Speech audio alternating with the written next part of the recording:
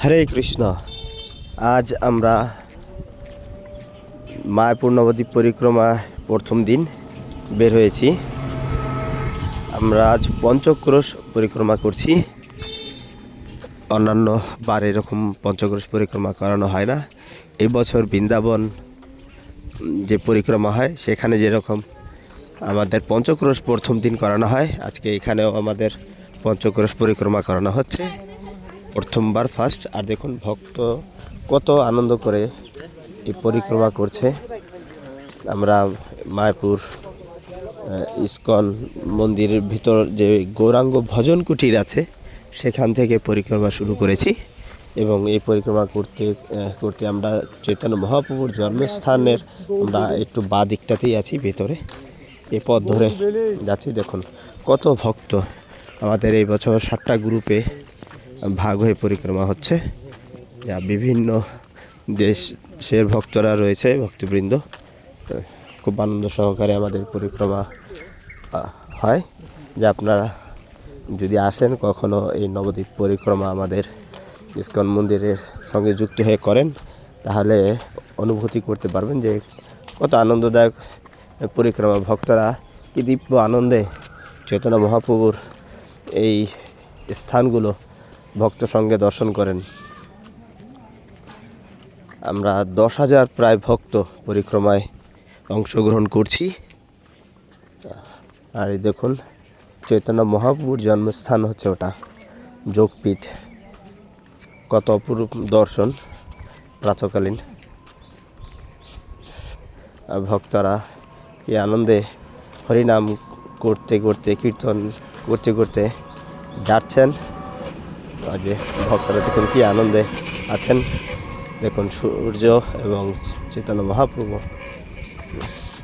আমরা পরিক্রমা করতে করতে রাজাপুর জগন্নাথ হয়ে সরডাঙ্গা দিকে আমরা আসছি। এই দেখুন আমাদের বিভিন্ন মহারাজগণ আছেন পরিক্রমার সঙ্গে আমাদের। তিনারা আমাদেরকে হরিকথা শোনান, বিভিন্ন স্থানের ধাম মাহাত্ম্য। আমরা এই যে রাস্তাটা আছে এইটা দিয়ে ভিতরে আমরা পরিক্রমাতে যাচ্ছি। এটা দিয়েই আমরা তারণপুর হয়ে এই রাস্তাটা গিয়ে আমরা তারণপুরে উঠবো। তারণপুর হয়ে আমরা হলুরঘাট হয়ে আবার ইস্কন মন্দিরে গিয়ে সেখানে পরিক্রমা আমাদের সমাপ্ত হবে। দেখুন কত যে ভক্তরা যে আনন্দ করছে। এই যে আচ্ছা সরডাঙ্গা দিয়ে ঢুকছি। আমার এই সরডাঙ্গার ভিতরের যে এরিয়াটা আর কি, এটা হচ্ছে এলাকা। এলাকার পিছনে যতটা যাব যেতেই আমরা এলাকাটার থাকবে না আর কি, গ্রামটা।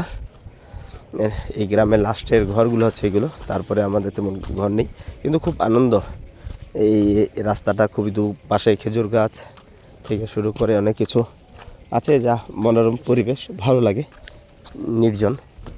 ভক্তরা দেখুন পরিক্রমা বাচ্চাদেরকে পিছনে বেঁধে তিনারা সুন্দর পরিক্রমা বের হয়েছেন, যেহেতু আর হাঁটতে পারবে না। আর এই স্থান হচ্ছে ভগবান বলরাম একসময় এসেছিলেন।